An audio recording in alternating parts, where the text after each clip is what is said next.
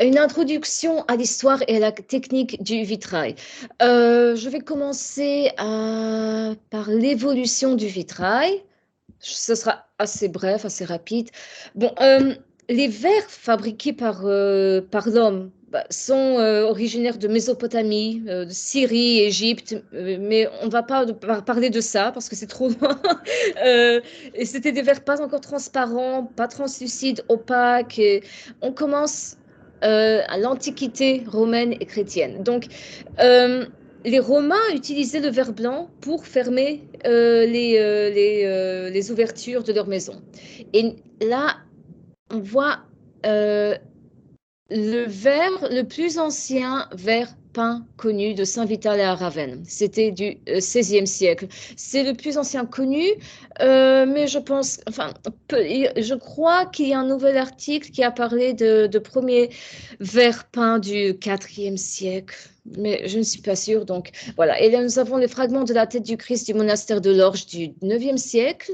C'est en Allemagne. Et la tête du Christ du monastère de Wiesenburg en Alsace. Donc, c'était le début du XIe siècle. Ce sont les trois, on considère les trois premiers exemples de vitraux peints. Le vitrail coloré et figuratif existait déjà à l'époque mérovingienne et carolingienne dans les édifices chrétiens et ce sont des exemples. Maintenant, ces vitraux-là sont très importants. Ce sont les plus anciens vitraux conservés dans les fenêtres d'origine. Les quatre prophètes du XIe siècle. Après, vers 1900, en fait, vers 1100, les techniques du vitrail étaient déjà parfaitement maîtrisées. Donc, c'est ce qu'on voit là, c'est le XIIe siècle, c'est déjà la qualité, la coupe vert, la peinture, ce sont des techniques qui sont très, très bien maîtrisées déjà au XIIe siècle. Et le vitrail, au XIIe siècle, a commencé à se développer avec la construction de nombreuses églises dans toute l'Europe. Donc, on voit bien sûr ici l'arbre de Jessé de Saint-Denis, Abbé d'Aubazine de France, par exemple. Et je voudrais montrer cela, donc les vitraux de Chartres avec le bleu de Chartres, ce bleu très fameux de Chartres, très lumineux, très riche. C'était du bleu de cobalt. Et ici, on voit au XIIe siècle, sur les vitraux de Chartres, nous voyons que le bleu et le rouge étaient les couleurs les plus importantes, avec un peu de jaune, un tout petit peu de vert, mais c'était toujours le bleu et le rouge. C'était les couleurs les plus importantes au XIIe siècle. Et en fait, le bleu de cobalt qu'on voit là, c'était après l'époque médiévale, on ne trouve pas ce genre de bleu. C'est impossible de trouver ce genre de bleu très riche, très lumineux. C'est très difficile de trouver du vert pareil. Donc, pour les conservateurs, pour nous, c'est très difficile si on a un vitrail médiéval et il faut replacer le vert bleu ou rouge. Même maintenant, au XXIe siècle, c'est très difficile de trouver un verre d'une telle couleur, de couleur si belle. D'accord. Donc, voilà. Donc, au XIIe siècle, les vitraux deviennent très riches. Ils parlent de l'Ancien et du Nouveau Testament, la double nature de Christ. En tout cas, ils deviennent très, très, comment dire, euh, ils deviennent trop riches pour les cisterciens, par exemple. Les cisterciens réagissent contre ce raffinement, contre cette richesse, contre cette préciosité, parce qu'ils pensent que ces genres de vitraux détournent l'attention de la méditation. Donc, ils préfèrent ce genre de vitrail. Comme on voit là, le vitrain peint en grisaille, sans couleur, peint en utilisant une couleur, peut-être deux, je vous montrerai un peu plus tard. Donc, au XIIe siècle, il y avait deux genres de vitraux, des très riches vitraux bénédictins, je ne sais pas, du monastère de Désolée, en tout cas, voilà, nous avons les vitraux de Chartres et les vitraux cisterciens comme celui-là d'Autriche peint en grisaille. Un peu plus tard, je vais expliquer le terme en grisaille. Quoi encore? Donc, c'est le 13e, le 14e siècle. Voilà. Le 14e siècle est très important parce qu'il marque la découverte du jaune d'argent.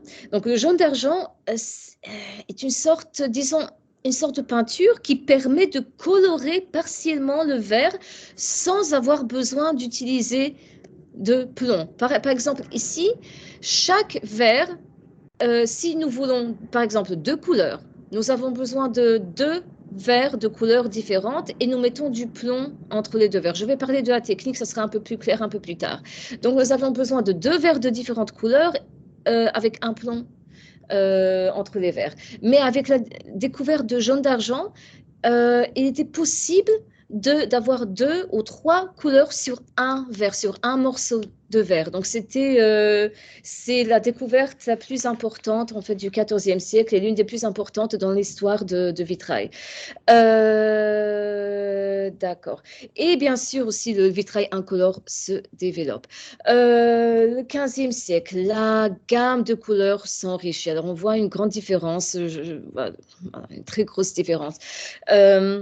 Nous avons du violet, nous avons plus de peinture. Voilà. Les vitraux deviennent de plus en plus similaires à des tableaux, en fait.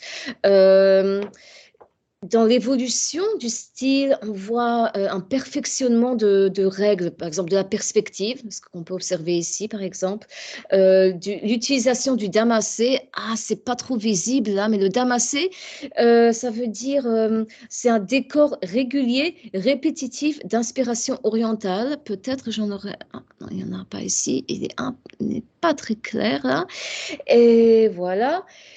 Donc, quoi encore? Nous avons aussi beaucoup de...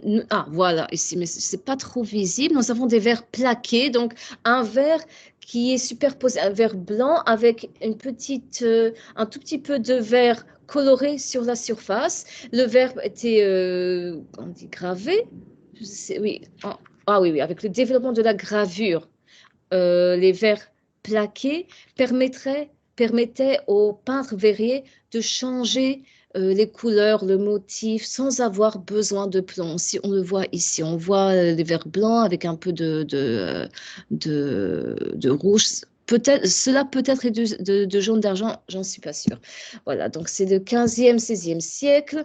Après, voilà, donc la Renaissance. Bon, disons, voilà.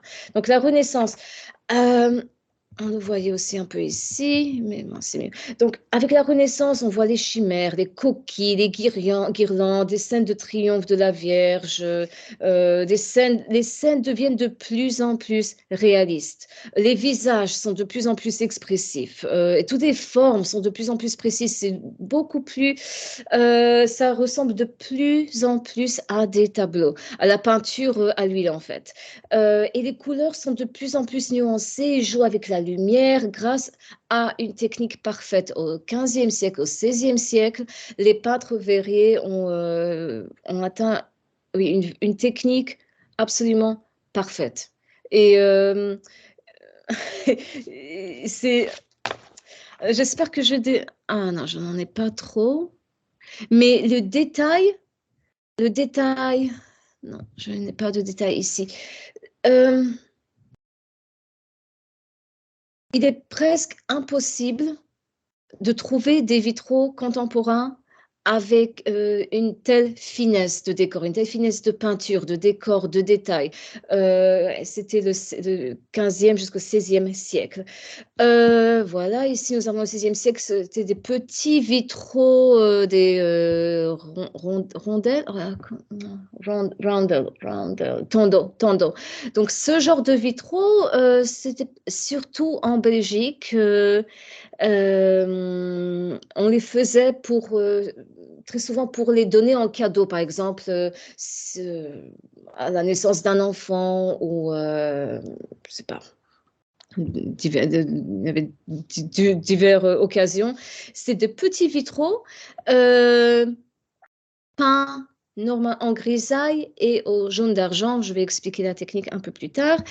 Et au XXe siècle, l'architecture, bien sûr, changeait. Il y avait les fenêtres étaient de plus en plus grandes et le besoin de la clarté,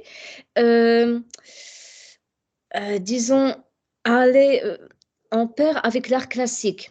Donc, avant, voilà, ici nous avons toujours au XVIIe siècle, on voit, il y a beaucoup de couleurs.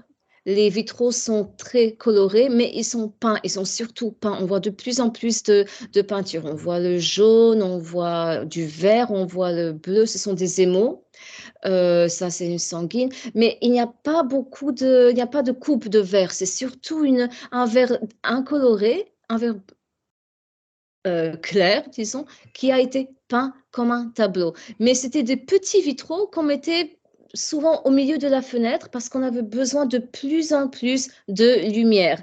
Donc, oui, voilà, c'est le XVIIe siècle. Et au XVIIIe siècle, en fait, le vitrail de couleur était banni. C'était ce qu'on pouvait trouver, c'était ce genre de vitrail au XVIIIe siècle, des petits tonneaux au milieu, un peu de décoration autour, mais pour avoir le plus de lumière possible.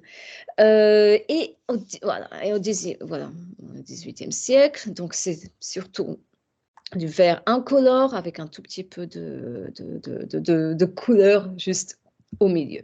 Mais au XIXe siècle, le vitrail décoratif refait surface. Il donne naissance à de véritables des entreprises industrielles.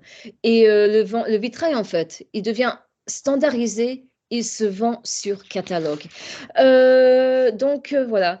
Au 19e siècle, nous pouvons trouver beaucoup de copies de style gothique qui sont vraiment de très mauvaise qualité, mais nous pouvons aussi voir des artistes, par exemple, l'atelier de Jean-Baptiste Capronnier de Belgique, qui est absolument l'un des meilleurs ateliers de vitrail du 19e siècle. Et voilà, ce sont des copies, enfin ce ne sont pas des copies, ce sont des vitraux en style gothique du 19e siècle. Et on voit déjà qu'il manque ça n'a rien à voir en fait avec le vitrail gothique. Le bleu, il n'y avait pas ce genre de bleu dans l'époque médiévale. Les couleurs sont complètement différentes. C'est seulement les décorations, les éléments, l'architecture, peut-être les personnages, bien sûr les seins, comment on dit, les shapes, la forme de la fenêtre, mais les couleurs sont complètement différentes. Donc voilà. Mais au XXe siècle, il faudra attendre le mouvement Art Nouveau, Art Déco, pour que le vitrail vraiment redevienne un art vivant. Et voilà, ici, je vous montre un exemple. C'est un exemple de Cracovie, de ma ville en Pologne, dans l'église de Saint-François d'Assise de 1904. C'est voilà, le vitrail Art Nouveau polonais le plus important et le plus beau, je pense. Et bien sûr, nous avons des vitraux contemporains, donc abstraits. Et il y a une nouvelle technique qui apparaît. Cette technique, on l'appelle les dalles de verre. Ce sont des gros morceaux de verre qui sont soudés les uns aux autres avec non, ils ne sont pas soudés en fait. Ils sont, comment dire, assemblés, voilà, assemblés à l'aide du béton ou de résine. C'est la fin du XXe siècle, XXIe siècle. Voilà. Donc, c'était une très, très brève introduction à l'histoire du vitrail. Maintenant, je voudrais parler de technique. Alors, aujourd'hui, je voudrais parler de deux techniques principales de vitrail. La technique traditionnelle, c'est le vitrail en plomb. Et la deuxième, ce sera le vitrail Tiffany, parce que ce sont les deux techniques qui nous intéressent le plus dans notre projet. Donc, le premier, c'est le vitrail en plomb traditionnel. Donc, le vitrail, c'est une composition formée de plusieurs pièces de verre colorées ou claires, maintenue par un réseau de plomb. Ce qui est intéressant, c'est que cette technique, le verre en plomb, ne connaît pas de transformation notable au cours de son histoire. Elle est pratiquée aujourd'hui presque de la même façon qu'elle était, de la même manière qu'au Moyen Âge, avec des petits changements bien sûr, mais la technique en fait est la même. Donc voilà, l'art vitrail, c'est une technique plutôt complexe. Les verres sont peints au clair.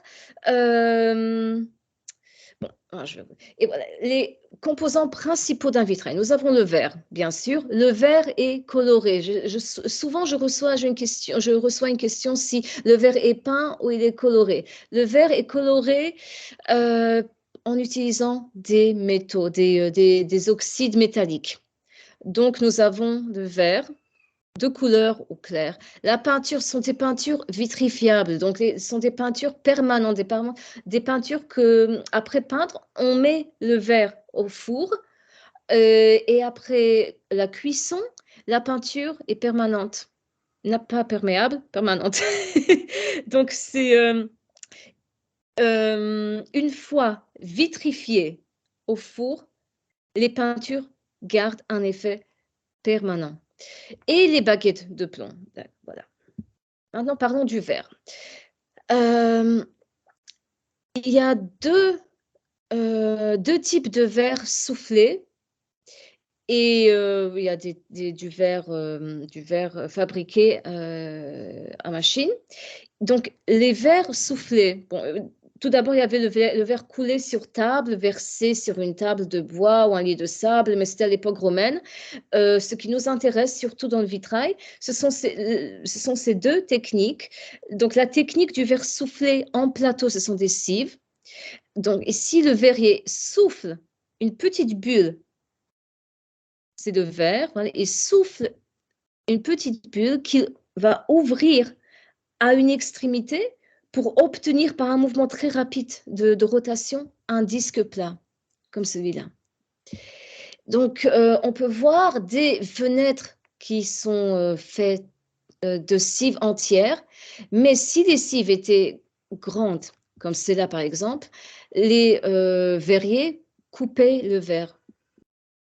Ici, par exemple, ils faisaient des petites verrières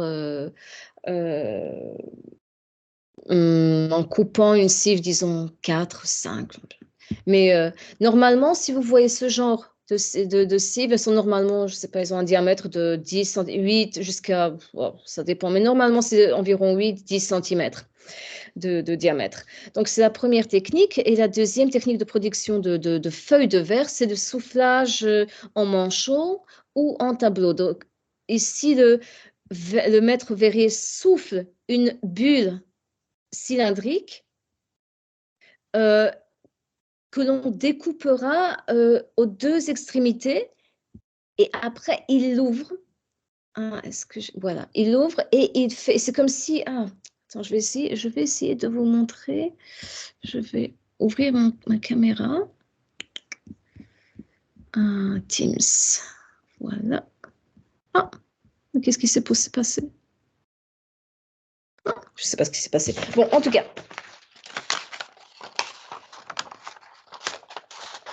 Ça, c'est notre verre en manchon. Les extrémités sont coupées et le verre voilà, est déroulé comme ça. Et c'est comme ça qu'on faisait et qu'on fait aussi aujourd'hui le verre soufflé en manchon. Mais je crois que j'ai arrêté de... Ah, voilà. Ça marche. Ça marche.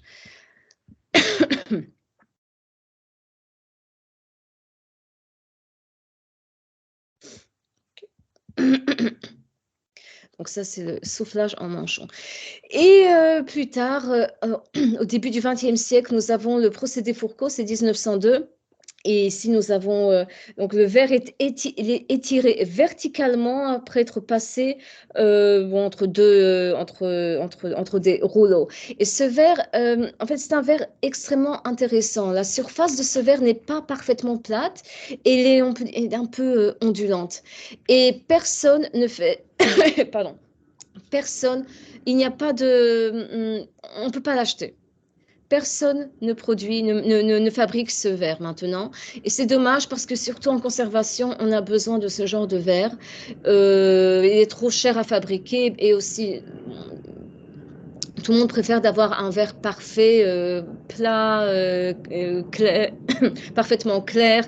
Donc le verre étiré n'est plus populaire, bien que je l'ai vu dans plusieurs maisons, dans plusieurs fenêtres à Shanghai.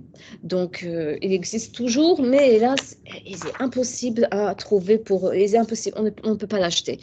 Et voilà, nous avons le verre imprimé. Donc, les verres imprimés sont des verres ayant reçu une empreinte en relief sur une ou deux de leurs faces. Et les motifs sont obtenus par laminage du verre coulé entre deux cylindres. Qu'est-ce qui se passe avec mon ordinateur? J'ai un petit problème de technique là. Non, non, non, non, non, c'est pas ce que je... Où est-ce que... Excusez-moi, je suis désolée, mais j'ai des problèmes de... Je ne sais pas ce qui se passe, je ne le contrôle pas. Ah, ok. D'accord. Voilà. Et nous avons le verre parfait, donc le verre flotté. Pilkington, c'est le verre qu'on voit partout dans nos fenêtres. Le verre plaqué, c'était le verre de deux ou plusieurs couleurs, dont nous avons le vert blanc, le vert clair, avec une très petite, très fine couche de vert rouge ou vert ou bleu. C'était extrêmement... et permettait des travaux de gravure. On peut voir ici, on peut aussi le voir dans les vitraux. Et maintenant, comment créer des vitraux? Ici, on a une très jolie table pour faire des vitraux. D'accord. On commence par le dessin, bien sûr. Après, on fait une maquette. C'est comme un agrandissement du dessin. Et on fait un carton. Et si on a un carton, le carton, en fait, c'est le dessin à l'échelle 1. Ouais, c'est le même. Ce sont les dimensions finales. Et où nous avons toutes les informations concernant la réalisation du vitrail, les couleurs, les motifs et tout. Et après, on fait les calibres. Donc ici, nous avons le dessin et nous le coupons en utilisant des ciseaux assez spéciaux. Sont pas des ciseaux, disons, normaux. Ici, nous avons des calibres. Et la coupe des pièces, le verre suit les calibres et s'effectue à l'aide de diamants ou de coupe-verre. Donc, et tous les défauts de coupe sont corrigés à l'aide d'une pince agrugée ou bien une machine aussi, si on veut. Et maintenant, comment peindre?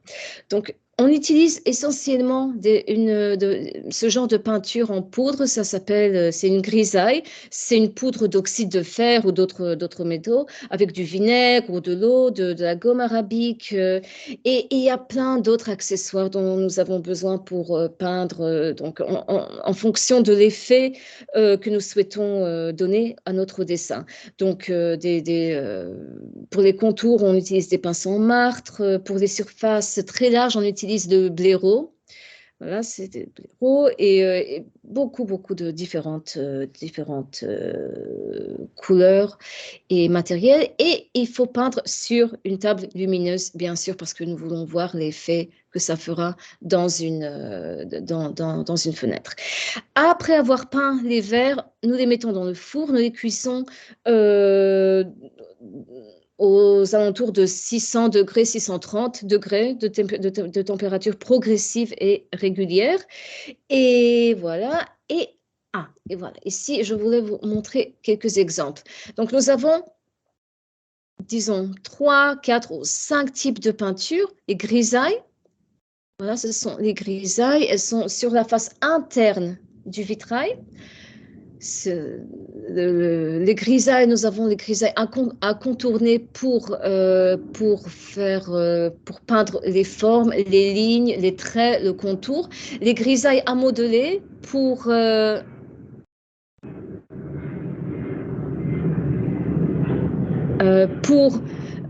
donner de la forme aux images, donc pour voir, voilà, pour peindre, oui, pour donner la forme avec la lumière, comment ça se dit? J'ai oublié, hein. Comment on dit en français? Oh, en tout cas, voilà. Mais les grisailles, le plus important, les grisailles, c'est normalement une couleur ou deux couleurs qu'on met sur l'intérieur du vitrail. Les émaux aussi, nous les mettons sur l'intérieur. Et le jaune d'argent, normalement, le jaune d'argent est à l'extérieur, de l'autre côté du vitrail. Voilà, donc nous avons plusieurs genres de peinture. Et le sertissage, donc c'est la mise en plomb.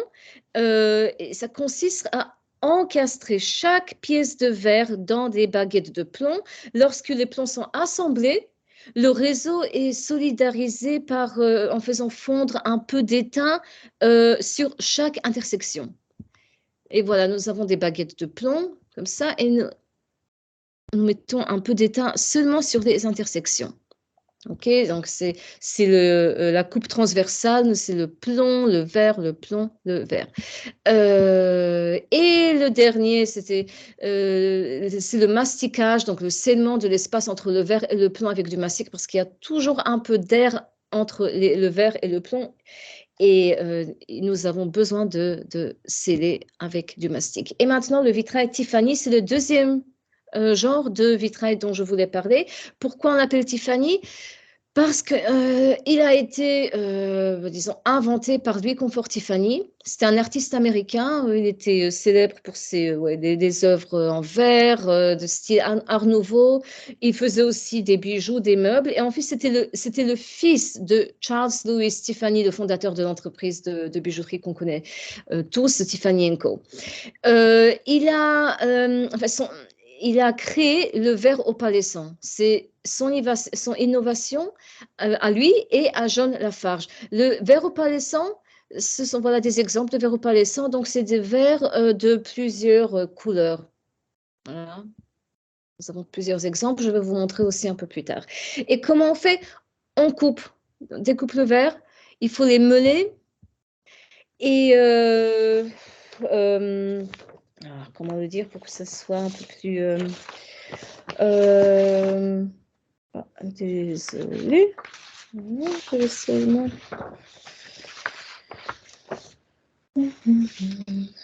Bon. En tout cas, voilà. Donc là, ils sont...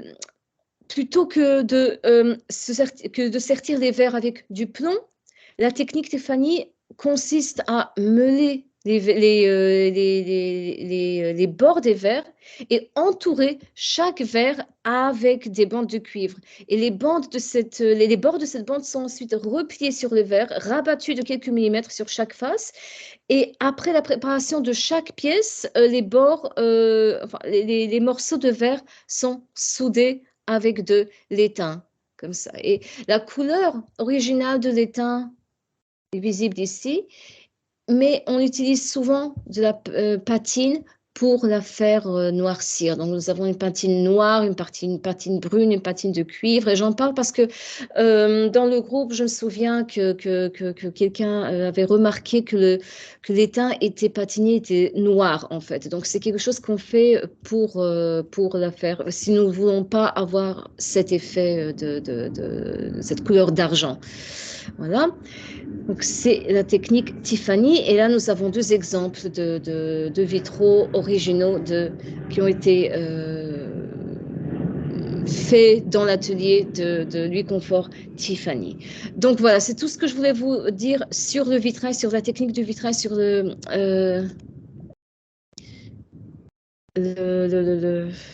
un tout petit peu d'histoire aussi. Et maintenant, peut-être, je ne sais pas si nous parlons des... Oui. Nous parlons de nos vitraux, des photos sur le groupe maintenant ou... je te donne la parole, Christophe. Oui, je pense que tu peux enchaîner effectivement sur peut-être les vitraux qu'on a trouvés, enfin qui ont été trouvés, désolé, par les membres. Petite question. Vas-y. Une question, si vous voulez bien, avant qu'on aille plus loin. Les vitraux que tu nous as montrés, Martha, c'est jusqu'à peu près au 18-19e, ou bon, peut-être la Renaissance, sont des vitraux religieux. À part l'époque romaine, ou peut-être d'ailleurs, on ne sait pas, de quelle représentation, quel sujet étaient les vitraux de l'époque romaine, et ensuite ça devient un art vraiment religieux jusqu'à peu près la Renaissance. Donc, est-ce que c'est vraiment un art religieux lié au religieux, ou enfin, quelle est la part du religieux? Et c'est intéressant de voir ce côté-là, parce qu'effectivement, quand on parle du vieux Shanghai, il y en a dans les maisons, mais il y en a surtout dans les églises aussi. Oui, oui, c'est un art religieux parce que oui, c'était surtout le vitrail, comme j'ai dit au début, il s'est développé surtout en Europe au XIIe siècle avec les églises, quand les églises ont été battues. Euh, c'était comme ça que le vitrail s'est en effet développé. Donc, les origines sont chrétiennes. C'est un art religieux. Et en fait, je ne sais pas, peut-être au 16e, au 17e siècle, il devient plus Séculaire, laïque. séculaire. Voilà, merci. Voilà, séculaire. Mais oui, c'est surtout un art religieux.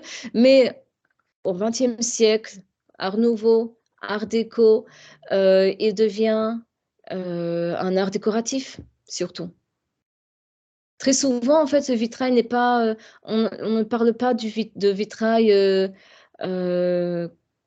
en tant qu'art, que fine arts, beaux-arts, mais surtout de crafts. Donc, c'est plutôt un art décoratif. Je ne suis pas d'accord avec ça. Je trouve que c'est des vitrails. Bon, vous avez vu les exemples, ils nécessitent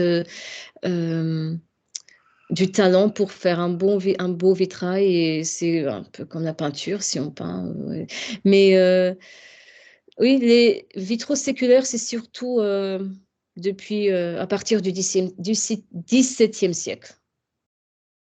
Merci. Est-ce qu'il y a d'autres questions sur cette partie-là de la présentation? Après, j'imagine que pas mal de questions vont se poser plutôt par rapport aux vitraux qu'on trouve à Shanghai et qui ont été identifiés dans le groupe. Ok. J'ai un peu de problème là avec mon ordinateur. Je ne sais pas ce qui se passe. Bon. Alors, Du coup, il n'y a pas l'air d'avoir d'autres questions. Donc, Martha, je pense que tu peux déjà passer à la présentation de ce qu'on a trouvé. Et donc, apparemment, tu as fait une sélection, donc peut-être des choses les plus intéressantes, c'est ça? Oh oui, j'ai essayé parce que on a reçu beaucoup de photos. Et j'ai une sélection, en fait, j'ai des petites, j'ai tout sélectionné avec les noms des participants et les lieux, et j'ai choisi les vitraux les plus intéressants, les vitraux que je voudrais voir, par lesquels je voudrais commencer la recherche. Et bon, d'abord, donc voilà, ici j'en ai peut-être environ 60, mais je ne vais pas parler de tous les vitraux, je veux seulement donner des petits commentaires et si vous avez des questions, je serai ravie de répondre.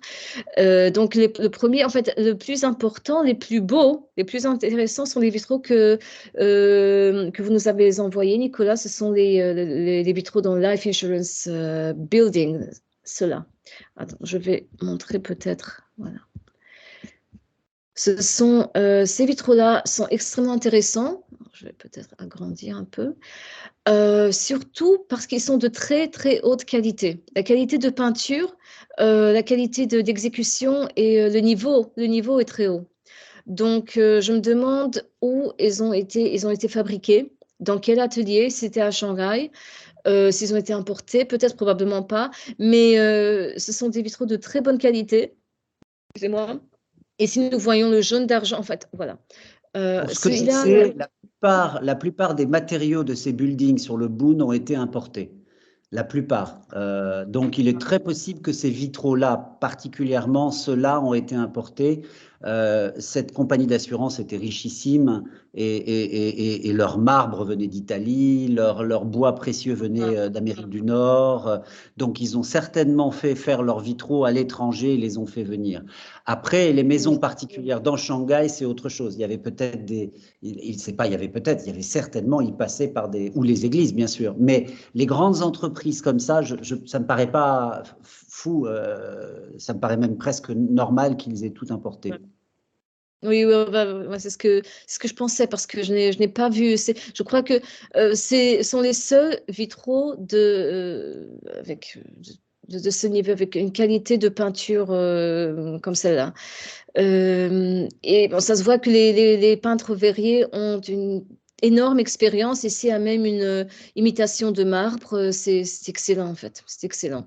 Là, les détails ne sont pas visibles, mais ouais, c'est absolument... ces vitraux sont magnifiques. Je reviens. Voilà. Et ce que je voulais montrer là, voilà.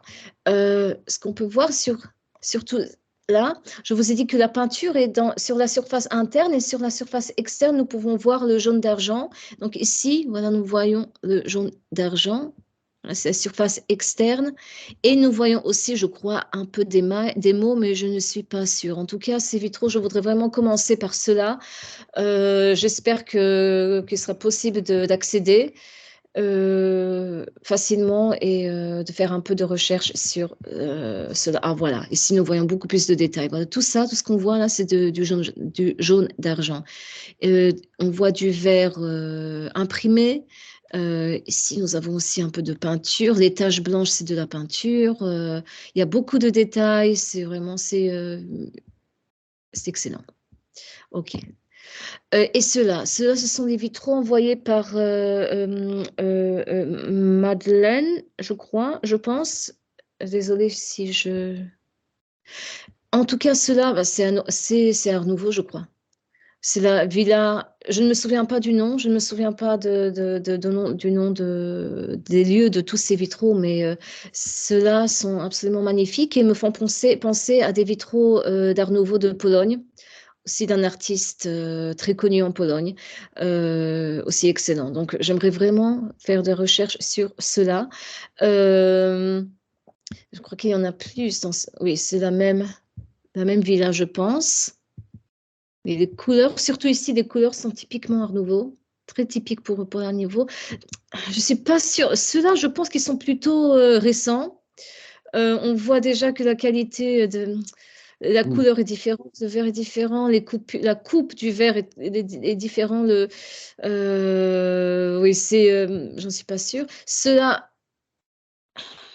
il n'est pas toujours, c'est pas toujours facile de, en fait. Normalement, si on ne les voit pas, il faut que j'y aille pour voir, pour savoir si ce sont des vitraux modernes, contemporains ou non. Vous pouvez repasser les deux précédentes photos parce que je crois qu'on voit bien voilà, ça et ça, entre l'ancien et le neuf. C'est vraiment visible la différence, il me semble. Voilà, là, le neuf, on voit le bleu est pâle, le bleu est fade, un petit peu comme vous le montriez tout à l'heure en parlant de la différence entre le bleu moderne et le bleu de l'époque gothique. Justement, oui, Martha, oui. À quoi on peut distinguer à l'œil nu, ça rejoint la question de Nicolas, en fait, quels sont les indices à l'œil nu qui permettent de distinguer quelque chose on va dire, de contemporain industriel peut-être, et quelque chose de plus ancien, de manufacturé Alors, d'abord, là, ce que je vois, j'analyse le style, en fait. Le style et les couleurs. Donc, c'est ce que je peux analyser grâce aux photos, sur les photos. Mais on peut comparer, par exemple, quand on parle du style. Ici, nous avons le style, la coupe du verre est beaucoup plus... il y a beaucoup plus de fantaisie, je ne sais pas si on peut dire comme ça, elle est beaucoup plus intéressante. Les lignes, tout ça, c'est Art Nouveau. Est-ce que vous pouvez voir quand je bouge de... Oui, il y a un arrondi, il y a une fluidité, il y a une fluidité qu'on n'a peut-être pas dans si vous revenez sur le neuf, enfin celui qui est plus récent, voilà, on sent pas, tout est un peu raide, un peu abrupt, on sent pas cette fluidité, cette douceur. Et les feuilles, non, c'est trop simple. Et ça, on n'a pas ce genre, on voit pas ce genre de forme dans les vitraux Art Nouveau normalement. Mais peut-être, je sais pas, je suis pas sûre, c'est ce que je pense, mais je ne suis pas sûre. Je peux peut-être je n'ai pas. Il faut les voir. Là, je ne sais pas, je ne suis pas sûre. Ça dépend de l'atelier, ça dépend des maîtres verriers, du niveau de l'atelier. C'est difficile à dire. Cela, j'adore ce genre de vitraux. C'est le vitrail, disons, c'est plutôt art déco. Je crois que c'était le vitrail. Voilà, c'est mélangé. Désolé, c'est mélangé parce que je crois que c'est le vitrail dans chez l'antiquaire. C'est ça. Je crois le magasin d'antiquité. Il y a une Si autre je... photo vue de l'intérieur. Oui, mais c'est mélangé. Je crois qu'on va trouver plus tard. Celui-là, j'adore. Je ne sais pas exactement. Je pense que oui, c'est un vitraux contemporain, mais j'aime beaucoup voilà. Celui-là, euh, il me semble assez récent. Mais c'est peut-être la qualité de la photo parce qu'il est très clair, il est il n'est pas noirci par le temps, il n'est pas noirci par la patine naturelle. Il est trop euh, clean, comment on dit, Oui. clean, Propre. propre, merci. Il est trop propre, mais ce n'est pas toujours un indice. Ce n'est pas toujours un indice. C'est impossible de donner des indices comme ça. Donc, propre, c'est neuf. Si on voit Il y a une antiquité, une belle antiquité, on la reconnaît à la patine. C'est sa patine, c'est normalement, oui. du temps Ouais. qui fait ça, et surtout à Shanghai, avec les pluies tropicales, avec l'air de la mer, tout ça prend une couleur très vite spéciale. Justement, Oui, Martha, je me demandais, exact. est-ce que, comme Oui. on peut restaurer n'importe quel objet d'art, est-ce qu'on peut arriver à ce résultat-là en restaurant, en nettoyant un vitrail, en fait? Ce côté clean, propre, c'est Oui, on possible? peut. Enfin, pas toujours. Non, pas toujours. Ça dépend. Ça dépend parce que normalement, la patine affecte aussi le verre. Et ça a un effet permanent sur le verre. Ça change la surface du verre. Ça dépend de l'âge, ça dépend de où le vitrail, s'il était dans la fenêtre, s'il était dans l'intérieur. Ça dépend de beaucoup de choses. Donc, si le verre est, disons, contemporain, le XXe siècle, il est un peu engraissé. Oui, on peut le nettoyer. Mais ça dépend vraiment des conditions dans lesquelles il a vécu. Donc, voilà, j'essaie de trouver un exemple. Voilà, ici, ces vitraux-là, je vais l'agrandir. Je ne sais pas comment le dire. Par exemple, le verre tout neuf est très brillant, tandis que les verres disons, d'un moitié du début du XXe siècle sont un peu mat à cause de la patine, justement. Et parfois, on peut le voir. Parfois, on le voit, parfois, on ne le voit pas. C'est pas si évident, c'est pas facile à dire. Mais dans ce cas, par exemple, ici, j'ai l'impression que c'est un vitrail original. Et, mais c'est plutôt... je parle de l'ensemble. Je vois l'ensemble, je vois les fenêtres. Les fenêtres n'ont pas été remplacées depuis un certain temps. Donc, je pense que le vitrail aussi date de la SEM, à le même âge que les fenêtres. Le verre est un peu noirci. Pas complètement clair. Et ça se voit surtout ici. En fait, moi, je le vois parce que j'ai vu beaucoup de vitraux déjà. Donc, je vois la différence. Mais peut-être, voilà, je vais peut-être vous montrer. Voilà, ça c'est un bon exemple. Donc ici, surtout là, voilà. Ce vitraux-là, c'est un vitrail. Ce vitrail-là est récent. Le vert, on ne peut pas dire qu'il brille, mais oui, la surface est très brillante et très fraîche. On ne voit pas trop de patine, hein, et même les plombs sont très propres. Si on revient à l'autre, je l'agrandis un peu. Ça va être difficile de voir la différence. Oui, mais Ici, c'est mieux. le plomb paraît plus Voilà. noir. Il doit ternir. Le plomb, sous l'effet du temps, doit ternir et devenir plus noir. Noir ou blanc. Aussi avec parfois un tout petit peu de blanc aussi. D'accord. Ça dépend. Oui, mais on voit ici, vous voyez le vert là. Ici, vous pouvez comparer ce vert là, cette partie avec ça. C'est complètement différent. Ah voilà, celui-là, j'adore. C'est un vitrail Tiffany. Et on peut, voilà, je crois que la prochaine photo est de très bonne qualité. Ah, voilà, oui, il y a des détails. C'est un vitrail de technique Tiffany. Donc, on voit que le plomb, l'étain n'est pas, n'est pas d'épaisseur égale. Il n'est pas exactement, il n'est pas parfait. Il est noirci, mais il est noirci parce que la patine a été utilisée. Mais comment on dit, les soudures? Non, ce ne sont pas les soudures. Les jointures? Les joints, il y avait un autre mot. En tout cas, les lignes, bon, disons, les lignes ne sont pas d'épaisseur exacte. Elles changent, elles sont pas parfaites. Quand nous regardons un vitrail en plomb, je vais revenir. Voilà. Peut-être même là. J'agrandis. Voyons que les plombs sont exactement les mêmes. La même épaisseur. Ils sont très droits, ils sont parfaits. Et surtout, l'étain se trouve seulement sur les intersections. Tandis que ici, l'étain se trouve sur toute la surface.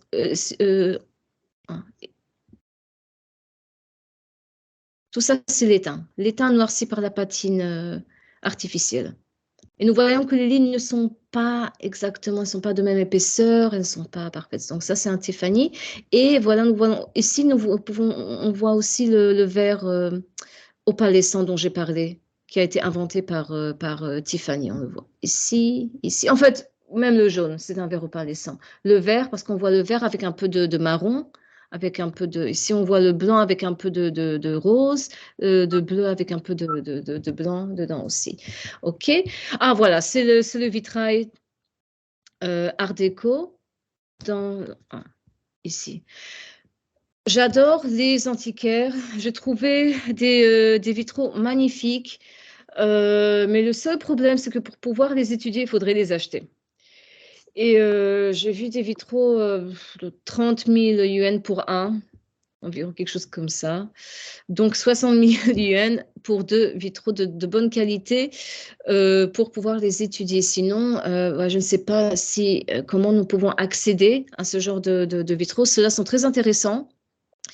Ils sont très beaux, de très bonne qualité. Ils sont faits de verre opalescent. Ah, d'accord. Avec du verre très noir. Ils sont magnifiques. J'aime beaucoup ces vitraux. Je pense qu'ils viennent que ce sont des vitraux d'origine, mais je ne suis pas sûre. C'est pas. J'adore celui-là. Celui-là est magnifique. Je pense que c'est un vitrail d'origine. J'aime beaucoup la photo avec le exit et le vitrail magnifique aussi effectué en Tiffany, en technique Tiffany. Le détail est très bon. Les soudures sont de très bonne qualité. Nous voyons du verre imprimé, du verre opalescent et même des petites bulles de verre. Là, c'est un vitrail magnifique. Donc celui-là, j'aimerais certainement aller le voir et l'étudier. Je ne sais pas si c'est d'origine ou non. Voilà, c'est le problème. Celui-là aussi, absolument, je pense que ce sont des vitraux d'origine qui ont été récupérés d'un bâtiment, probablement. Magnifique. Magnifique, c'est Art Nouveau, entre Art Nouveau et Art Déco, je pense, je crois. Peut-être, bien que celui-là, je ne suis pas sûre si celui-là est d'origine. Il est un peu... un peu dissonant par rapport aux autres. Par rapport à cela, mais ouais. Alors pour situer, Voilà, celui-là se trouve à l'hôpital Jouettine en fait. Donc c'est école. qui y travaille. C'est vraiment dans le bâtiment de l'administration. Donc le vieux bâtiment, je crois que c'est le bâtiment avec marqué maternité en français dessus. Donc, Alors, ça pourrait être des vitraux religieux de l'église derrière, de Ah, de l'hôpital. Vous savez, mince, j'ai oublié son nom là. C'est l'église Saint. Saint-Pierre? Oui, c'est ça, voilà, ça y est. Bon, je suis désolé, hein, ça fait déjà 6 mois que j'ai quitté Shanghai et je commence à oublier les noms. Tout à fait. Ça pourrait être, elle a été rénovée outrageusement d'ailleurs, elle est recouverte de carrelage rose, qui est horrible et n'a rien à voir avec son style d'origine. Et il est très possible qu'ils aient mis, récupéré ces vitraux qui seraient d'origine, qui pourraient être d'origine, et les aient mis comme pièce d'exposition ici, dans cette ouais. pièce-là. Oui, c'est possible. C'est possible. Et non, j'ai des doutes maintenant. Voilà, je regarde un peu plus longtemps et j'ai des doutes. C'est quelque chose. C'est pour ça faut aller voir. Il faut les voir sur place. Mais en tout cas, bon, ils sont magnifiques. Ils sont magnifiques. Et voilà, ceux-là, la qualité n'est pas trop bonne, mais je pense qu'on voit des vitraux effectués en grisaille, avec des peintures en grisaille, donc avec une couleur seulement. Très intéressant. C'est Shoshan, je crois. Non, c'est pas Shoshan. Shoshan, l'église du bas, en fait. C'est Ah, Bernard d'accord. qui nous a envoyé ça. Celui-là est très intéressant. Je crois que, en fait, j'aimerais aussi le voir. Il est très intéressant et surtout la peinture de contour est de très bonne qualité. C'est un vitrail original. Donc celui-là, j'aimerais bien aussi aller le voir. On voit seulement le derrière, la face externe du vitrail. La face interne, je pense qu'elle va être très très intéressante à étudier. Surtout si on voit des motifs, des décorations de très bonne qualité. Et tout ça, ouais, c'est très bien peint. Le verre est très intéressant. C'est un verre imprimé bleu. Et ouais, j'aimerais bien voir ce vitrail aussi. Donc, nous avons le lieu. Et ceux-là, oui, bah, alors ceux-là sont absolument magnifiques. Euh, c'est le bâtiment de la banque. Je ne me souviens plus. C'est là, voilà. Oui, South Sea Bank Building. Ils sont magnifiques. Ceux-là sont magnifiques. Je ne sais pas s'ils sont originaux, si ce sont des vitraux originaux ou des copies ou reproductions reconstruits. Mais si ce sont des vitraux d'origine, euh, bien, ouais, c'est un trésor. Ils sont de très bonne qualité, ils sont magnifiques. C'est Art Nouveau. Donc on voit les lignes très soft. Et encore le bleu avec l'orange, un tout petit peu de jaune et beaucoup de vert clair pour laisser la lumière entrer. C'est un exemple magnifique. Voilà. Ouais, et puis ici, on voit les feuilles.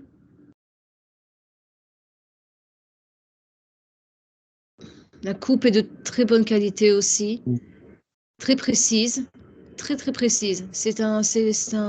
Et des réparations ici. Ce sont des réparations. Oh non, ce n'est pas non, ce n'est pas une réparation. Ce n'est pas une réparation. Ah voilà, un indice aussi qui peut nous pouvons aussi voir, analyser la condition des vitraux, donc s'ils sont en bonne ou mauvaise condition, s'ils ont été réparés ou non, et comment ils ont été réparés, avec quel genre de matériel. Ça, je ne sais pas s'il s'agit d'un vitrail ici, mais alors la photo est absolument géniale. Je ne sais pas qui l'a trouvé. Ah, et j'adore celui-là. Celui-là, ce sont des petits trésors qu'on trouve à Shanghai, justement. J'ai de meilleures photos. Voilà, ici. Ce sont des petits trésors. C'est un vitrail d'origine. Nous voyons on peut voir le verre opalescent ici, là, ouais. Et le verre de verre, ah, comment dire, j'oublie, imprimé, jaune. J'adore ce genre de vitraux. Ça, c'est un vitraux faux. C'est le plastique. C'est du plastique, c'est du papier. Les couleurs sont pas mal en fait, mais on voit que c'est du papier. Voilà, ici, il y a des petits carrés de papier collés sur les vitres.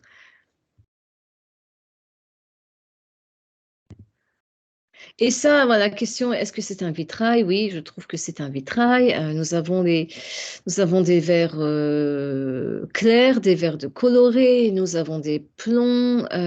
Donc, pour moi, je trouve que nous pouvons parler de ce genre de verrerie en tant que vitrail. C'est aussi un exemple très intéressant. Celui-là, je pense que c'est plutôt contemporain. Et là, aujourd'hui, nous avons reçu ce genre de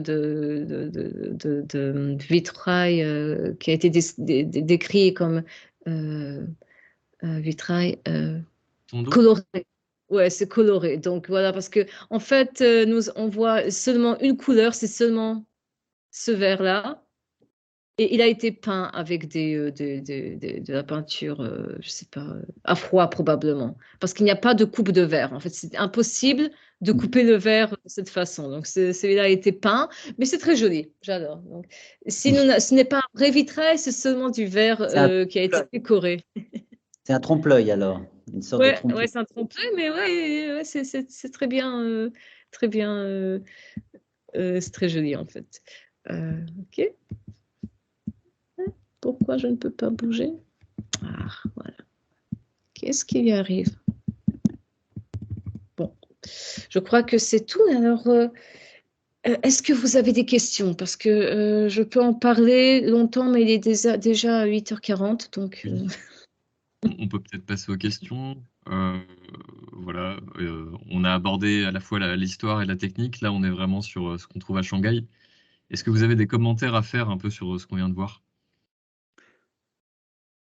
Nicolas? Excusez-moi. Pas toujours la même quand même. Excuse-moi, Non, mais j'ai une question. c'est passionnant, c'est vraiment très très intéressant. Merci Martin. J'ai une question. Donc là, vous nous avez exposé deux grandes techniques, la technique plutôt traditionnelle religieuse et la technique Tiffany un peu plus fantaisiste. On sait que une partie des vitraux était importés et une autre partie était produite localement, hein. Et qu'on sait aussi que euh, une école avait été fondée par les jésuites à Toshanoan, mais est-ce qu'on sait s'il y avait d'autres écoles, d'autres ateliers? Probablement les protestants devaient aussi avoir leurs ateliers de leur côté pour leurs propres églises, j'imagine. Ils ne devaient pas se reposer sur les jésuites, ça m'étonnerait, hein. Et ils ne devaient pas importer. Donc, étant donné qu'il y a beaucoup plus d'églises protestantes en Chine, donc il devait y avoir aussi des ateliers du côté des protestants. Donc, si on peut, est-ce que vous avez des informations là-dessus? Et ma deuxième question, c'est est-ce que les vitraux religieux sont toujours de ce côté très classique ou est-ce qu'on fait aussi du Tiffany ou est-ce que ces ateliers comme Toshanoan ont fait du style Tiffany? Euh, je ne sais pas. Je ne sais pas parce que non, je n'ai pas encore fait de recherche sur les ateliers, mais je pense que le Tiffany, bah, je pense que oui, oui, oui. En fait, je suis sûre qu'ils l'ont fait. Peut-être je ne devrais pas être sûre, mais absolument. La technique Tiffany est devenue très, très populaire, surtout parce qu'elle est très facile à faire. On peut tous le faire à la maison, en fait, quand on va organiser les ateliers de vitrail. J'aimerais peut-être donner des ateliers de technique de Tiffany. On peut tous le faire à la maison, on a seulement besoin de pas trop d'espace, et c'est pas trop cher. Donc, je suis sûre que les ateliers proposaient aussi la technique de Tiffany. Oui, et Euh, puis c'est tout ce qu'à Toshanoan, ils ont formé tellement d'artisans qui ont ensuite eu leur propre carrière, fondé leur propre atelier. Et donc, eux ne se limitaient pas aux techniques religieuses, évidemment. Toutes les affiches de publicité des années 30 avec ces femmes libérées, fumant la cigarette sur des motos, tout ça, ça a été réalisé par des artistes formés à Toshanoan aussi. Donc, on peut imaginer qu'après, ils ont fait des petits papillons façon Tiffany un peu partout dans Shanghai. Avant de laisser la parole à Galaxy, justement, je voudrais rebondir là-dessus. Il me semble que les vitraux de la Villa Maurice, je crois, l'hôtel la Joachim Hurlou, sont signés de Wei en 1948 ou 49. Il me semble qu'on a ça sur les photos. Et je D'accord. pense que c'est du Tiffany. Martha, tu me diras, c'est les vitraux avec les scènes de tigres dans la forêt. Ah oui, oui, oui. Ah oui, oui, attends. Ah oui. Je vais Ben oui, non, mais c'est vrai. Et même les vitraux de l'ancienne école municipale du collège, et qui était l'ancien cercle sportif. On l'a vu tout à l'heure, la grande baie vitrée avec. J'ai l'impression que c'est du Tiffany. On a un Ah grand oui, arbre. celle-là. Oui. Je vois Voilà, c'est celui-là. ça. Voilà, c'est Oui, oui, ça. c'est oui, je pense que c'est du Tiffany. Ah oui, la qualité n'est pas Ça, trop c'est fait bonne par là, les mais enfants. C'est fait par Toshanoan, ça. Oui. C'est oui. signé. Oui, oui, c'est du Tiffany. C'est du Tiffany. Je crois qu'il y a une autre photo. Voilà, j'ai choisi seulement quelques photos dont je voulais parler, mais oui, nous les avons. Nous les avons probablement.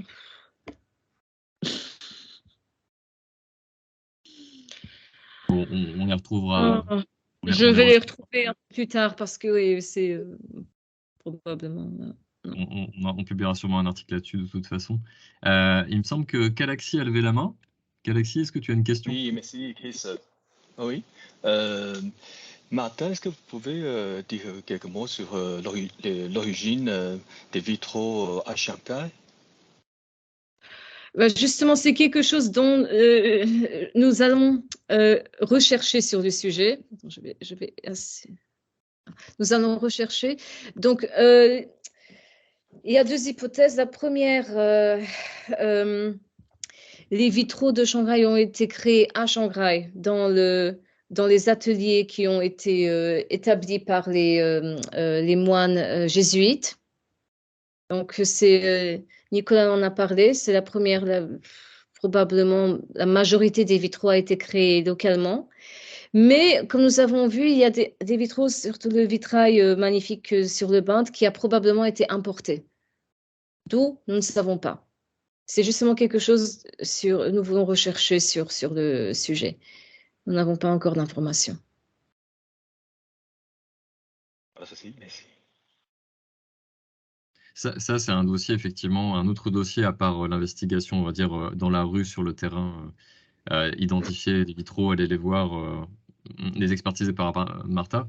C'est la recherche des sources, hein, les sources écrites. Il y a sûrement des choses à trouver si vous voulez nous aider. Après, effectivement, identifier ces ateliers. Surtout, il y a sûrement des choses, effectivement, dans les archives en France. Sûrement à Shanghai aussi, malheureusement, pour l'instant, c'est un peu compliqué pour y aller. Et je sais que Bernard Christo, qui est dans l'UNAN, là, nous avait mis un mot là sur le groupe. Il parlait d'une bonne sœur, Nicolas, je crois que tu en sais un peu plus aussi, qui a œuvré dans un atelier Je de suis vitraux. là, hein. Je suis en ligne, je suis Ah, ok, Bernard. Bonjour. souvent dans le Yunnan, mais Bertrand, pardon. actuellement, enfin, je réside à Shanghai quand même. Ok. Donc, je peux vous en dire un peu plus. En fait, je suis tombé par hasard sur une religieuse dans l'église de Tatianlu il y a 5-6 ans. Et donc, elles sont en fait un groupe de 4 religieuses qui ont la quarantaine à peu près, 4 sœurs. Quand on a reparlé au moment du groupe, enfin, au moment où le groupe Histoire s'est lancé, en fait, je l'ai recontacté, mais c'était le début du Covid, et donc elle n'était pas tellement prête à nous recevoir ou à nous parler. En plus, l'église de Tatianlu était en travaux, donc l'atelier qui était à côté de l'église a été mis en caisse, et pour l'instant, je pense en caisse. Alors, je ne sais pas s'il est toujours, il faut que je la contacte pour lui demander. Il me semble qu'elles étaient principalement 2 religieuses qui s'en occupaient, qui continuaient à faire des vitraux, et je pense que c'est elles qui ont travaillé avec les Américains pour la rénovation des vitraux de la cathédrale. Elle me disait que les affaires étaient dures parce qu'en fait, il y a des ateliers de vitraux dans le Rebais qui leur font concurrence avec des prix très inférieurs en fait, qui produisent sans doute de façon plus industrielle, peut-être aussi pour l'export en même temps. Mais il faut que je la recontacte. Je vais regarder d'abord si j'essaie Intéressant. du nouveau.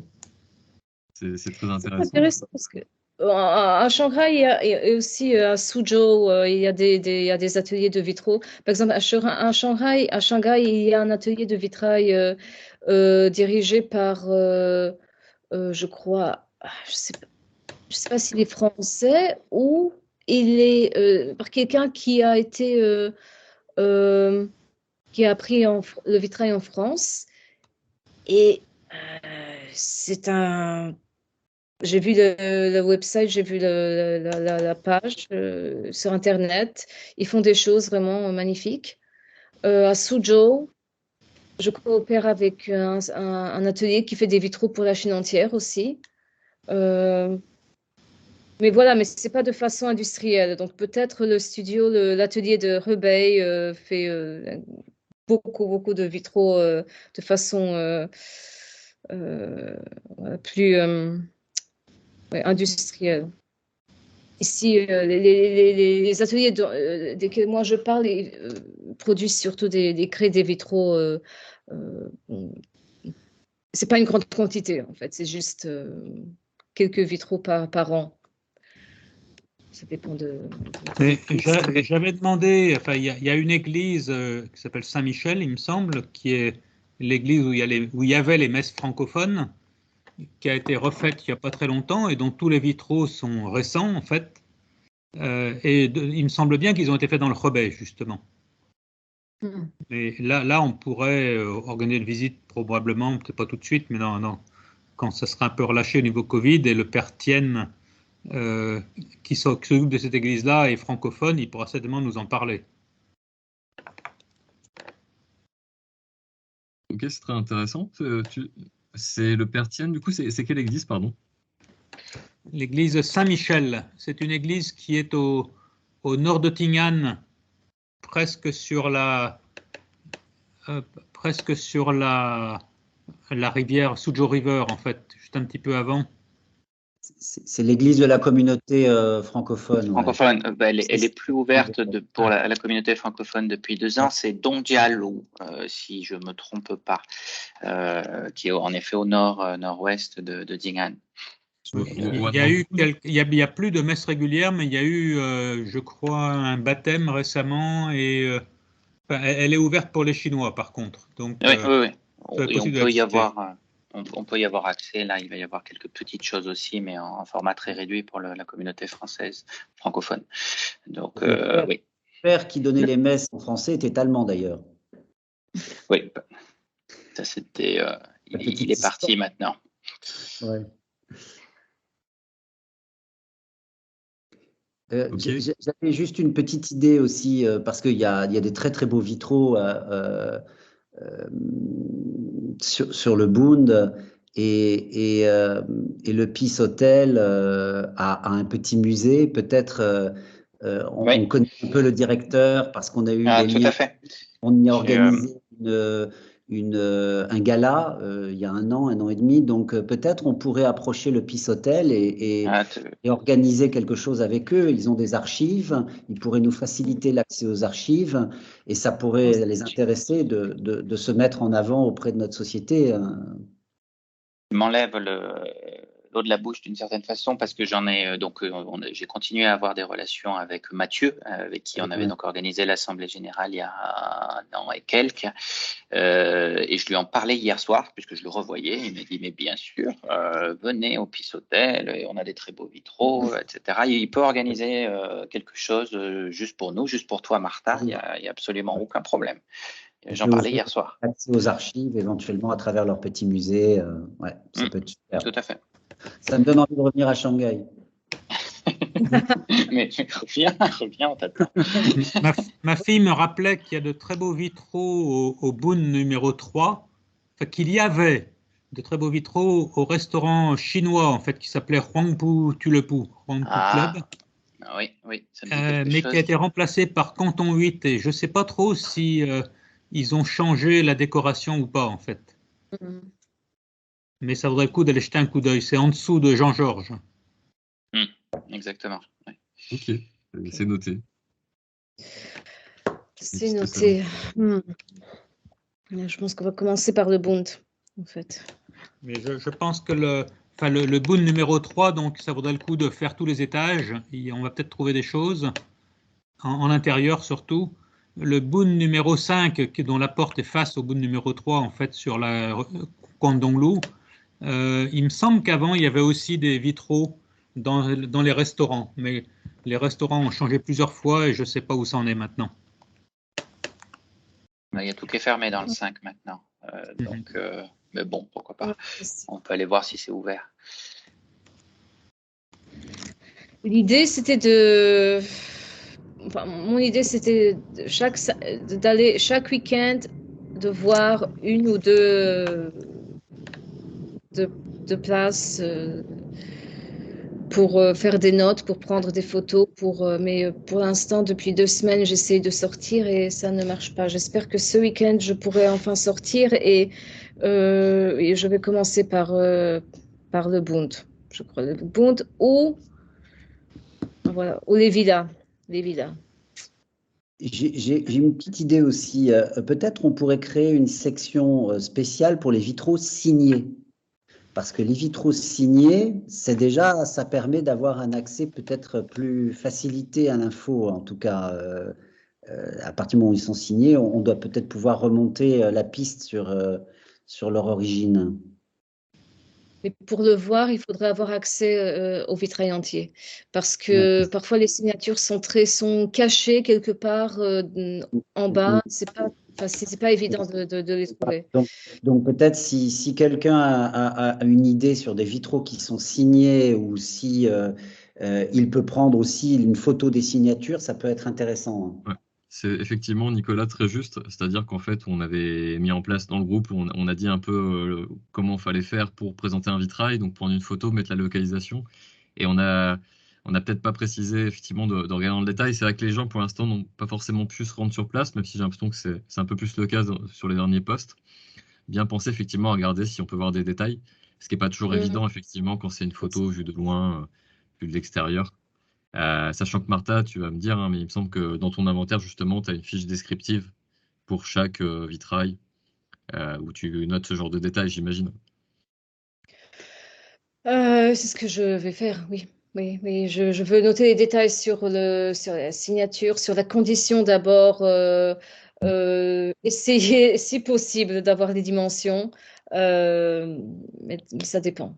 Ça dépend de toutes les informations, ça dépend du lieu, ça dépend de l'accessibilité des vitraux. Mais la première chose, c'était de savoir où on peut les trouver et un par un, je vais choisir les vitraux les plus intéressants et on va commencer. Justement, là, on arrive bientôt à la fin. Je voulais juste vous montrer le tableau que je vous partagerai bientôt sur le groupe à travers un lien en fait qui renvoie sur le cloud que Thierry, qui est là ce soir, nous a gentiment mis en place. Donc, je vais partager mon écran rapidement. Oui, c'est bon, j'ai le tableau. Hop. Ah, attendez, j'arrive. Voilà, si vous voyez ce que c'est. Donc il sera peut-être amené à évoluer, mais c'est ce qui va nous permettre en fait de voir ce qu'on a déjà repéré et un peu l'intérêt. Bon, j'ai mis, en gros, il y a l'adresse, le district, c'est l'adresse, le participant qu'il a trouvé pour pouvoir revenir vers lui ou le récompenser dans le cadre de au vitraux. Je vous donnerai le classement à la fin. La date, la géolocalisation, ça peut aider pour être plus précis. Est-ce que c'était vérifié par Martha? Bah, pour l'instant, non. C'est pas possible. On espère bientôt. Et bien sûr, quelques remarques. Voilà, sur ce qui est intéressant, les infos qu'on a pu recueillir. Donc, voilà, comme vous pouvez le voir, on a déjà une 50aine de références en un petit mois. Oui. Donc voilà, ça va vite. Ça va vite. Ça va vite, oui. Ça grandit. Ça grandit. Voilà. Et on a déjà réuni 250 photos que j'ai archivées. Peut-être que j'aurai besoin d'expertise de Thierry encore une fois pour classer toutes ces photos.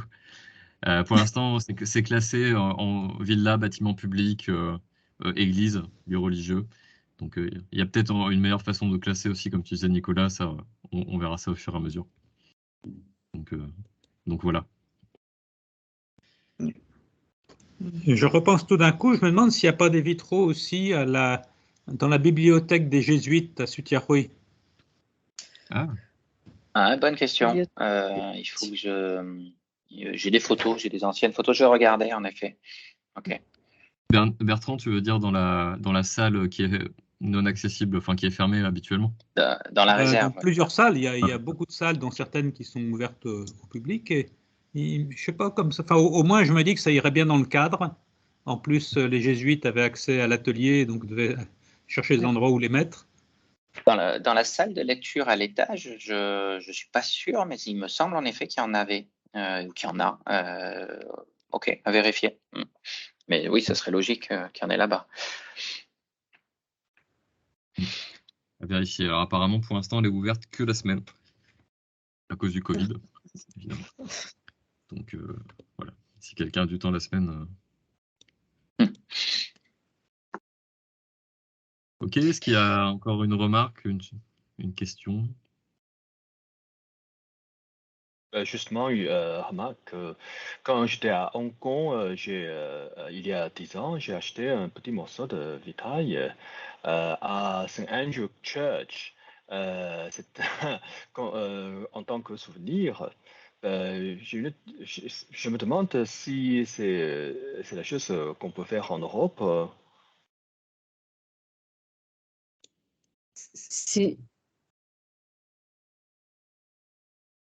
C'est-à-dire, Galaxy, tu veux dire tu veux dire si le vitrail a été fait en Europe, c'est ça, le vitrail que tu as acheté, c'est ça que tu te demandes? Non, le vitrail que j'ai acheté, c'était sur le St. Andrew Church, l'église Oui. de St. Andrew à Hong Kong. Et on m'a dit qu'au cours de la rénovation, ils ont remplacé les vitraux. Et Oui. puis, ils démontent les vitraux, les anciens vitraux, casser et vendre les vitraux aux touristes comme souvenir. Ah, ah ouais. Euh, normalement, c'est les enquêteurs qui les ont. Et ils mettent la main dessus. Mais non, non. Normalement, on ne les vend pas. C'est pas Ah, ça normal. serait génial. Ok. Mais si on connaît des gens, on peut les prendre, si on veut. Mais non, normalement, j'ai jamais vu ça. En Pologne. Après, il y a une législation sur le patrimoine, en tout cas en France. Les vitraux classés, pour les plus beaux, les plus anciens, sont protégés, on peut pas y toucher du tout. Après, Ah oui, tout oui, ce qui est 19e siècle, peut-être dans des petites églises de grosses maisons bourgeoises, ou enfin des châteaux bourgeois, des manoirs, peut-être qu'il y a du trafic. Et je pense quand même, Martha, d'après ce que j'ai lu sur le site du ministère de la Culture, ça a l'air très très. Enfin, l'inventaire des vitraux français est déjà terminé en fait. Et Ah oui, bien c'est sûr. ça. C'est Donc ce qui pour doit être ça protégé. je pense qu'ils vont être intéressés, qu'ils peuvent être intéressés à notre projet. C'est pour ça que je voudrais joindre la conférence dans 1 an et demi pour leur parler de notre projet et voilà, peut-être ils seront intéressés et on fera quelque chose d'un peu plus grand avec le comité français du Corpus Vitrarum. C'était mon idée et je pense que ça va marcher. Je pense que ça va marcher parce que j'ai l'impression qu'ils s'ennuient un tout petit peu dernièrement au comité. Donc, si on parle de Shanghai, je suis sûre qu'ils vont aimer. Alors justement, c'est très intéressant ce que tu proposes là, Martha. À ton avis, pour que ça ait plus de chances de réussir ou de marcher avec eux, est-ce qu'il ne vaudrait pas mieux se concentrer sur les vitraux de l'ancienne concession française? Parce que tu parles du comité français, ça a du sens. Je dis Oui, ça parce que les vitraux du Bund ne sont pas dans l'ancienne concession oui, française. je sais. Et Oui, on a oui. d'excellents vitraux, mais souvent ils sont importés et ils ne viennent pas probablement pas de France et pas faits par des Français. Donc, pardon, c'est un petit détail, mais c'est un petit détail technique qui peut être intéressant. C'est comme un film qui est présenté à Cannes, il est produit en France, bah, ça fait une différence. Il est présenté pas dans la même section. Donc, si tu veux, c'est passionnant ce que tu nous proposes, et peut-être se renseigner pour être sûr que il n'y a pas des restrictions ou des contraintes à ce niveau-là.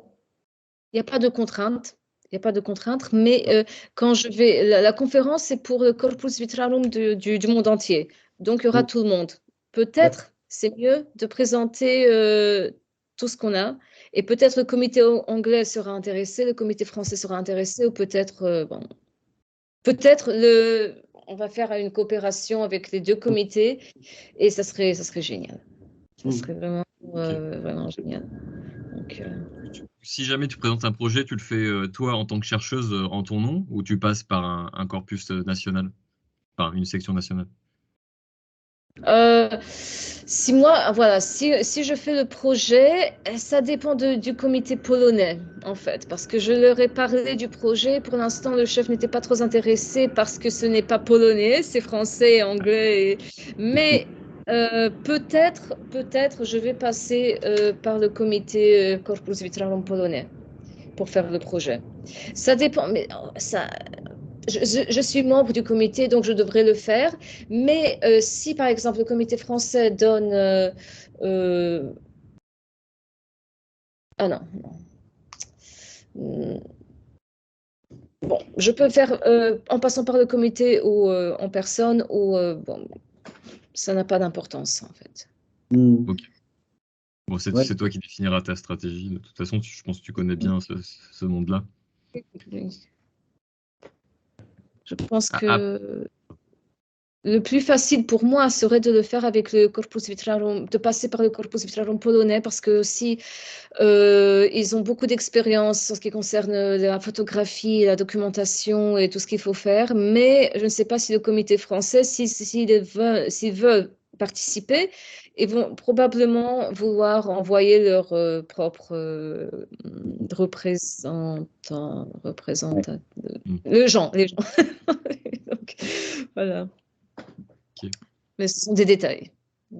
Pour l'instant. Et peut-être dernière question en lien avec ça, et après on s'arrêtera. C'est est-ce qu'on a besoin de relais en fait en Chine peut-être parce que c'est quand même du patrimoine chinois maintenant. Et si on débarque comme ça avec nos experts, c'est peut-être on sera peut-être pas bien accueillis, quoi. Ça, c'est une question à poser à Galaxy. Galaxy, tu es là? Tu es toujours là, Galaxy? Oui, je suis là. Oui. Est-ce que tu as entendu la question que posait Christophe? Le patrimoine chinois. Voilà, donc les vitraux dont nous parlons appartiennent aujourd'hui au patrimoine chinois. Et si on veut en parler ou si on veut se faciliter un accès à ces vitraux ou à ces sources, on a besoin de passer par des institutions chinoises. Et pour le valoriser. Voilà. Est-ce que, à travers toi ou à travers d'autres participants à ce projet, mais d'origine chinoise, est-ce qu'ils pourraient nous aider, nous aider à ouvrir des portes dans des institutions ou voilà, je ne sais pas comment, mais on aurait besoin de ça. Et ça doit passer par nos amis chinois, je pense. Je prête la main forte.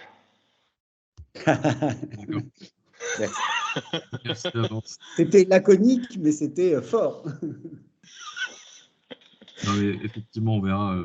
Je pense qu'il nous faudra des relais locaux ou rencontrer des gens qui sont aussi dans la préservation du patrimoine à Shanghai. Et il y en a forcément. Peut-être qu'on ne les connaît pas encore.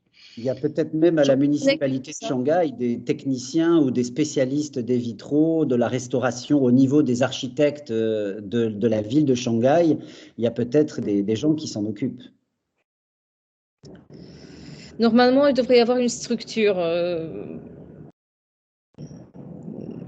Je ne sais pas comment ça marche en Chine, en fait, comment on s'occupe du patrimoine chinois et quelle est la structure. Je vais demander, j'ai des amis restaurateurs chinois, donc peut-être ils vont pouvoir m'aider et pour savoir à qui on devrait s'adresser pour pouvoir accéder, procéder. Parce qu'en fait, ouais, c'est vrai. Ouais, si, Et là, Martha, Galaxy sera prêt à te prêter main forte. D'accord. Parfait. Ça va marcher tout ça. D'accord. Alors, je ne sais pas, est-ce qu'il y a une toute dernière question ou on peut conclure?